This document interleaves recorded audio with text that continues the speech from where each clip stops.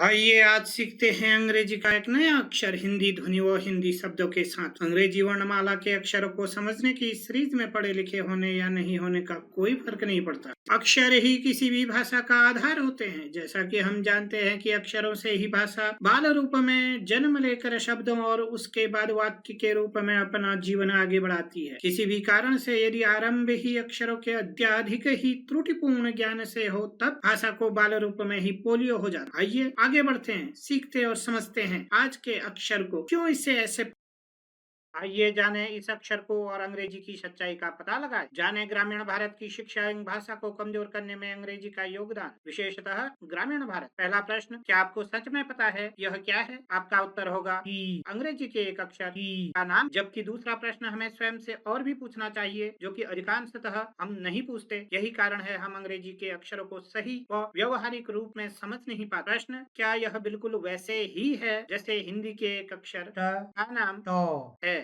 मेरा उत्तर होगा बिल्कुल भी नहीं, नॉट एट ऑल। यही हमें समझना है, समझाना है। जितनी देर समझने में हो उतनी ही देर समझाने में होगी और इसका मूल्य उतने ही समय तक आने वाली पीढ़ियों को चुकाना ही होगा अपनी शिक्षा में। मूल अंतर टी और टॉ अक्षर में। What is the basic difference between T and टॉ?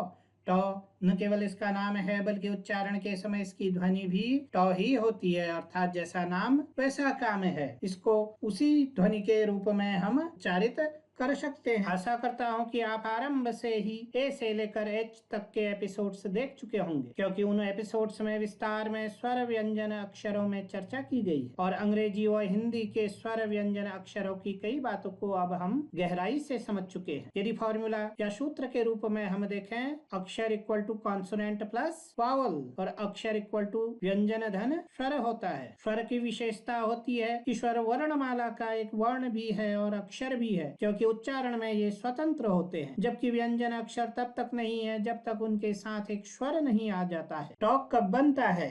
जब व्यंजन रूप में ट के साथ अ स्वर आ जाता है, तब हमें एक अक्षर प्राप्त होता है टॉ।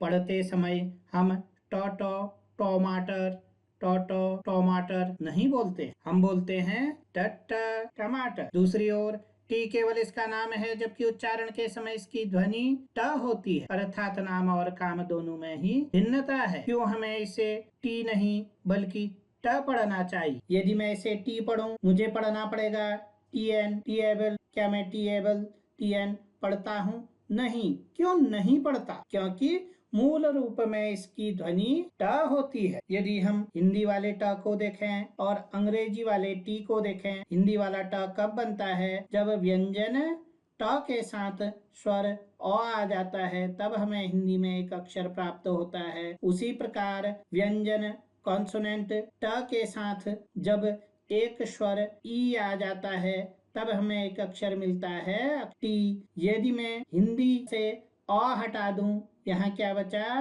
ट। उसी प्रकार अंग्रेजी से भी मैं यदि स्वर ई हटा दूं, अंग्रेजी में भी क्या बचा? ट।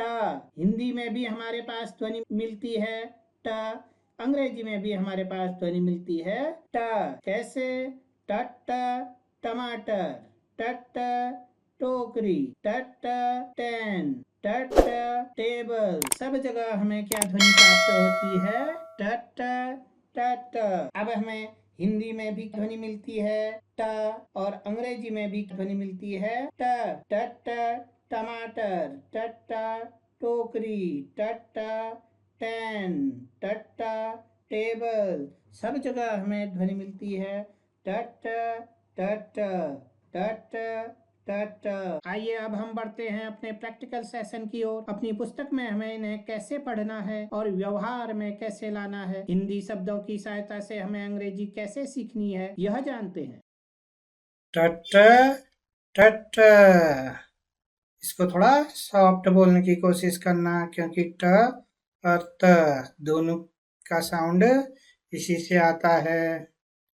टट टमाटर, टट टाइगर, टट टर्टल, टट टेन, टट टोपी, टट ट्रेन, टट टापू, टट टेबल, ट टी शर्ट, ट टेडी, ट टोकरी, ट टेंट। सब जगह हमें क्या ध्वनि मिल रही है? ट ट ट ट। सब जगह हमें साउंड मिल रहा है ट ट ट ट टमाटर, ट टाइगर, ट टर्टल होता है, ट टेन, ट टोपी, ट ट्रेन होती है, ट टापू, ट टेबल, ट टी शर्ट होती है, ट टेडी, ट टोकरी, ट टेंट होता है। तो ये हमें ध्वनि देता है, साउंड देता है ट ट ट ट। यदि अभी तक भी आपने लाइक और सब्सक्राइब नहीं किया तो लाइक और सब्सक्राइब जरूर करें और लोगों के साथ शेयर करना ना भूलें, जिसके लिए आपका हृदय से अभिनंदन किया जाता है। धन्यवाद।